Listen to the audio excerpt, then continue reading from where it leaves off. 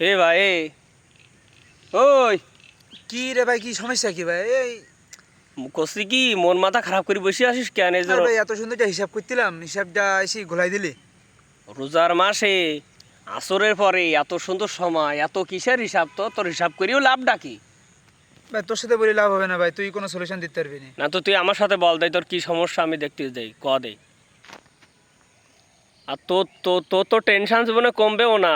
এত লাখ লাখ টাকার মালিক, এত জমি জায়গার মালিক, তাই এবার রমজান মাসে তুই তুই তুই জাকাত দিছিস তাই ক? পাগল নাই, জাকাত দেখতিস? কি হ্যাট, এই টাকাগুলো আমি বাইরে খেয়ালে আমার কত টাকা লাভ হবে জানিস? তুই কি জাকাতের কথা কইস? টাকা খাটাবি মানে কেউ সুদের ব্যবসা করবি তাই? আরে ভাই, এসব কথা কি এরকম ভাবে কেউ বলে, প্রকাশ্যে বলে? তা তুই আর আমি বুঝি নিতি আয় ভাই, বুঝি নিতি আয়। তুই আর আমি নিজেকের ভিতরে না, তা ওই জাকাত না দে সুদের ব্যবসা করবি? আল্লাহ, সি সি সি, আস্তাগফিরুল্লাহ। রোজার মাসে কি শোনালি তুই? পাগল, তুই কি বুঝবি? জাকাত যা দেবো তা মনে কর আমার কাছে চলে যাবে, আর আমি যদি ওই টাকাটা যদি খাই তাহলে আমার কত টাকা লাভ হবে জানিস তুই? এই জিনিসগুলো একটু বুঝতে হয়। আরে ভাই, আমাকে চোখে আমরা কি দেখি জানিস?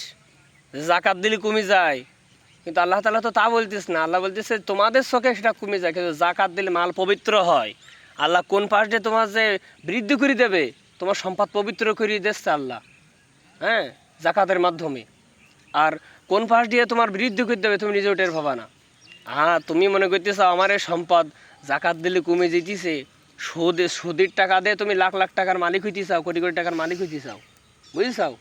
তা ওই যে সম্পদটা তুমি এক জায়গায় জমা করতে চাও, মনে করতেছো আমার বিশাল সম্পদ গড়তে চাও, কিন্তু ওই টাকা তো থাকবে না। আল্লাহ এমন একটা তোমার রোগ দেবে, মনে করো ক্যান্সার, সব শেষ হয়ে যাবে। শুধু তাই না, আল্লাহ বলতেছে যে আমার দেওয়া সম্পদ আমার রাস্তায় ব্যয় করো, মিম্মা রাযাকনাহুম ইউনফিকুন। সম্পদ দেওয়ার মালিক কিটা? আল্লাহ। তা আল্লাহ বলেছে যে আমার দেওয়ার সম্পদ আমার রাস্তায় ব্যয় করো। তা আল্লাহ তার রাস্তায় ব্যয় না করি এইভাবে জমা করি, তুমি মনে করতে চাও যে আমার সম্পদ চিরদিন থাকপানি, আর বারবার গণনা করতে চাও যে আমার এত সম্পদ এতদিন থাকপানি, অনেক টাকার মালিক হয়ে গেছি, অনেক জমির মালিক হয়ে গেছি। আল্লাহ বলতেছে কাল্লা, কখনো না।